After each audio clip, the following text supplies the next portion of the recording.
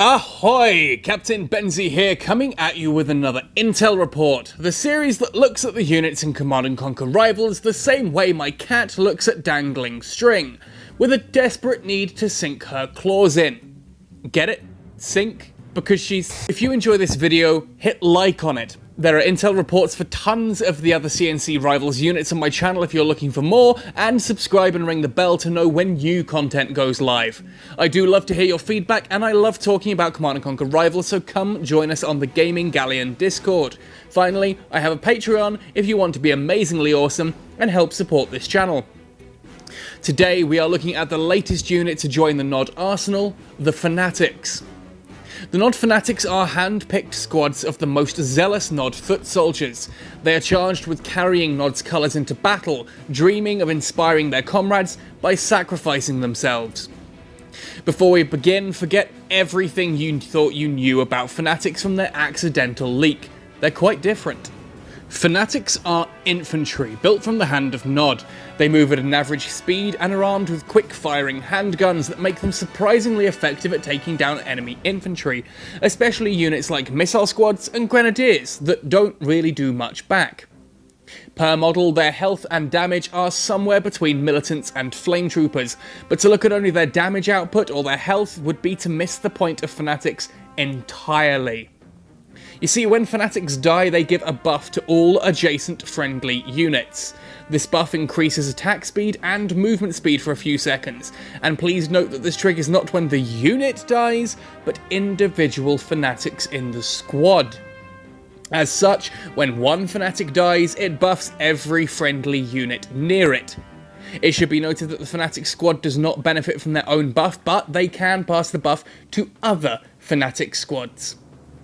This mechanic makes Fanatics one of the most unusual units in C&C Rivals, as possibly the only unit that you actually want to die, and the buff can create some truly insane matchup situations. Firstly, Fanatics and Fanatics suddenly become an anti-infantry force to be reckoned with, and will shred through all barracks and Hand of Nod units. Of course, this is to be expected considering this is using up 2 population slots and costs as much as the most expensive units in those buildings, but it's worth mentioning and remembering. Even a Fanatic squad supported with militants is a dangerous threat against other infantry.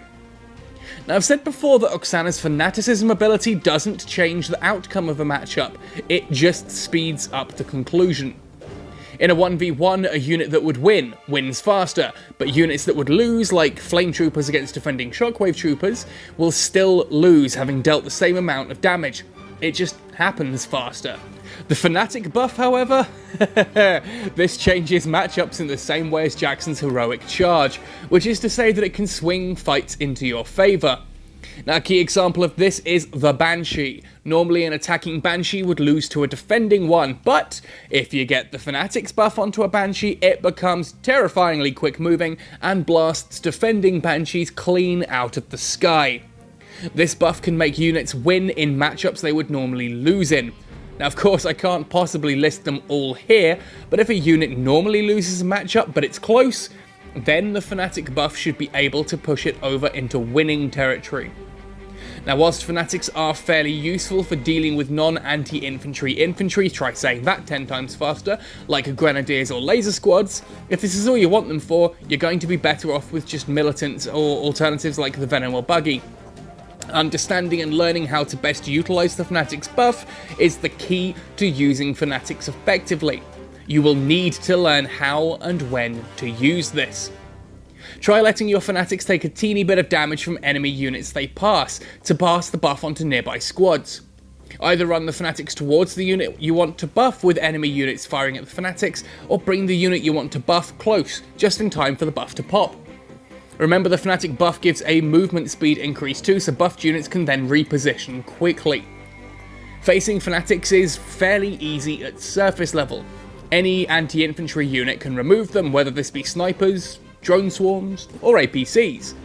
What you need to be aware of, however, is what units may benefit from those Fanatics' death. See, let's watch that bit of footage again. See how this APC clears out the Fanatics, only to buff the Banshee, which in turn nukes the APC? Yeah, yes, this is what you need to be aware of when taking out Fanatics. They're simple enough to kill, just make sure that you're not being lured into killing them just to make other units more powerful. Fanatics are a very unusual unit in that they're not quite as obvious as other recent additions like the Slingshot, which is a straightforward, need something to take care of air units, this'll do it. Fanatics aren't as cut and dry, point and click. They're a high skill ceiling unit, and that really excites me, as this buff mechanic is unlike anything else we have in Rivals right now. The potential it has for swinging games makes the amateur shoutcaster in me very excited. So with all of that said and done, it's time to move on to the part of each intel report where I suggest a couple of decks that utilise the new Fanatics. The first is a 3-2-1 Fanatic Aggro deck. At quick glance, this deck may look very similar to the standard Nod Aggro deck, swapping out the Flame Troopers or Buggy for Fanatics. And, well, that's exactly what it is. But how does it work? Well, as you'd expect, the deck is a Hand of Nod opener with Militants for scouting and early anti-infantry duties, and Laser Squads for early anti-vehicle and anti-air duties. The Fanatics can buff up both of these units to make them even more effective at their job. Fanatics and a Militant squad do a better job at removing infantry than a Flame Trooper squad. They're the same cost, but one more population cap, but heck, the job gets done quicker, and with more remaining on your side of the field afterwards. And laser squads under the Fanatics buff become really quite a potent force. Attack bikes form early anti-air and anti-vehicle, with the Scorpion tanks taking over the anti-vehicle duties as the game progresses. The Banshees then take up the heavier anti-air and are great at removing units like the MLRS, Giga Cannon, Artillery and Juggernauts that would otherwise shut this deck down. As an aggro deck, make keeping the pads charging your priority. Never let the meter go grey or yellow, even if that means letting your opponents charge the missile for a while until you can use multiple units to steal it back with overwhelming force. Keep that missile charging, and you should have very little tech to worry about if your opponent has it in their deck. And if they don't, well, you've got the tools to deal with it, especially if you're clever about that Fanatic buff. Now the second deck is an unusual spread, as a 1-4-1 War Factory deck. I can't think of any other decks that follow this 1-4-1 format off the top of my head. If you can, let me know in the comments below. So as a War Factory opener, you start off with Cyber Wheels, of course. This can effectively deal with most enemy infantry, especially if you have numbers on your side, or Fanatics, but we'll come back to that a bit later. Attack bikes, as before, are early anti-aircraft and anti-vehicle, with Scorpion tanks taking over ground bullying and stealth tanks filling out the War Factory with a quick delete option for ground and air. Unfortunately, the Nod War Factory can struggle to deal with the GDI War Factory. If you start spamming Scorpions and your opponent answers with Predator spam, you're in for a world of pain, and this is where laser drones come in. These are perfect for taking out Predators and other tough ground vehicles like the MLRS. Finally, Fanatics give a bit of anti-infantry to this deck for when your opponent starts using missiles or laser squads. On top of that, Cyber Wheels become utterly terrifying when under a Fanatics buff, and enemy infantry falls like chaff to the scythe. As with the 3-2-1 deck, this is an aggro deck in playstyle, but with the tools to take out all but the heaviest tech.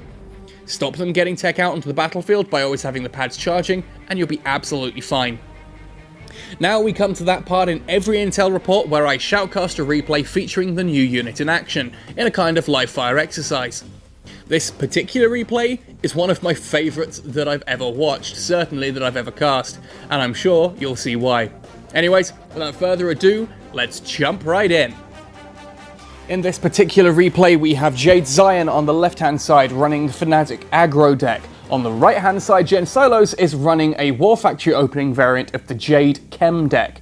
Jade opens up with Militants straight into Jen Solos Cyber Wheels, so pulls them back to safety, as that is not a great matchup for her. A laser squad comes out because that is a great way to deal with the Cyber Wheels. Jen knows this and straight away pulls out a second Cyber Wheel unit to 2v1 those lasers. Great way of bringing them down quickly. The Militants come along the top just to throw a little bit of extra damage into that northern Cyber Wheel squad, hoping to finish it off quickly. It doesn't quite do it in time. The second Cyber Wheel squad pulls back to safety as the second laser squad comes out to finish it off. Now Jade moves immediately up into the Fanatics. Jen, on the other hand, pulls those Cyber Wheels to safety and brings out Chem Warriors. Chem Warriors are going to melt through all of these units here, but you can see as they deal damage to the Fanatics, the Fanatic buff is passed on to nearby units.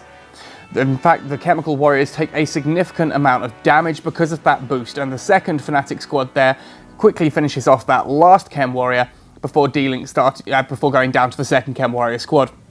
These Fanatics unfortunately do go down fairly quickly, but not before they manage to buff a Flamer squad, which takes out that Chem unit quickly. Jade is keeping up the pressure here. Jen, on the other hand, knows that he can just move in quickly here, brings in those Chemical Warriors, which are proving very problematic for Jade. Even with that buff, they're just not pulling the Chem Warriors down quickly enough, and with a 2v1 on the Chem Warriors, I don't think the Fanatics are going to quite cut it there. That said, even having them gently die in the poison gas clouds is enough to trigger that buff, and it is keeping the damage profile up.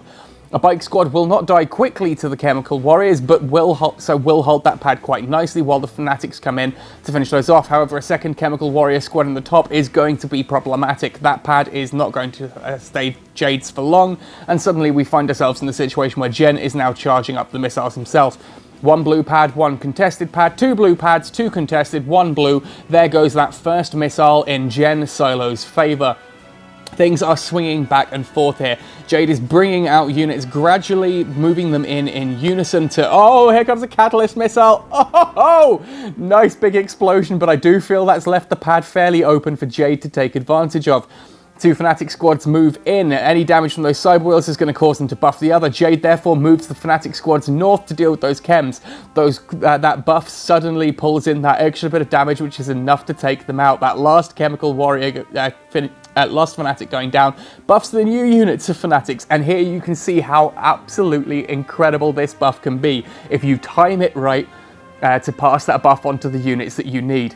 All it takes is 1 Fanatic to die just to get hit by something, and suddenly that buff passes on to everything else nearby, no matter what that unit is. And Jade is using that to killer effect here. Another Chem missile, can it? No, the gas goes in time. No explosion there, and that is a sad situation for Jen. Now with buffed Fanatics, you can see they actually pull down those Cyber Wheel squads remarkably quickly. Out comes the Chem squad, and the second missile goes to Jade. It is now 1-all. Now, as Fanatics are taking damage, but every time a Fanatic die, they are boosting those attack bikes. The second attack bike squad there, boosted, moves around super quickly to reposition and hit hard against that attack bike squad before moving south to hold the pad against those Chem Warriors. With more Chem Warriors coming out and laser squads on the field, it's pretty much left to Jade and her Fanatics. The Fanatics move into a Chem Cloud, take a little bit of damage, hoping to maybe kill one of them to speed up that kill on the laser squad. It's not quite fast enough, but they do move into 2v1 against them. Oh, here comes another Catalyst missile. Is it going to... Yes, it clears 2 whole pads! Jen is absolutely loving those Chem missiles at the moment. The amount of damage he's doing on those is astonishing. Now again, the Fanatics come out. All it's going to take is Jen moving that little that unit in there. The Chems will come in to deal with those Fanatics, but again, as soon as they deal damage to 1 Fanatic squad, that buff passes onto the other squad. They are going to rinse through these Chemical Warriors at a blinding speed. Another Catalyst missile comes down. Jen is loving these missiles, and they're doing really well for him, but I don't think it's enough. The missile is going to launch. Yes, the attack bike squad cannot reach in time, and that third and final missile with the Unicorn goes through to Jade Zion. What a tense matchup, and some beautiful Catalyst missiles there. Well played, guys, well played.